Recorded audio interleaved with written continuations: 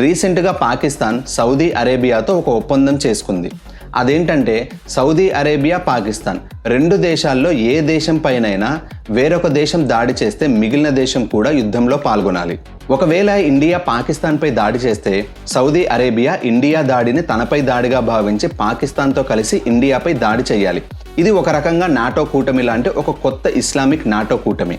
ఇలాంటి ఒక ప్రమాదకరమైన కూటమిని మరింత పెద్దగా నిర్మించే ప్రణాళికలో పాకిస్తాన్ ఉంది. ఇప్పటికే తుర్కియే, అజర్బైజాన్ దేశాలతో రక్షణ ఒప్పందాలు పాకిస్తాన్కు ఉన్నాయి. సోమాలియాతో కూడా 5 సంవత్సరాల సైనిక ఒప్పందం చేసుకుంది. ఇది భారత్కు చాలా పెద్ద సమస్య. ఇప్పుడు ఈ ఒప్పందంలో భాగంగా పాకిస్తాన్ వేరే దేశంపై యుద్ధం చేస్తుంటే సౌదీ అరేబియా సైనిక పరంగా పెద్దగా సహాయం చేయకపోవచ్చు, కానీ ఆర్థిక సహాయం చేయవచ్చు. ఎందుకంటే ఇస్లామిక్లోని చాలా దేశాల్లో సైనిక బలం చాలా తక్కువ. ఇప్పటికే ఆపరేషన్ సింధూర్లో భాగంగా అజర్బైజాన్, తుర్కియే పాకిస్తాన్కు హెల్ప్ చేశాయి. సో పాకిస్తాన్ను కొంతైనా ఆపడానికి పాకిస్తాన్తో గొడవలు పడుతున్న తన పాత మిత్రుడికి ఇండియా స్వాగతం పలికింది.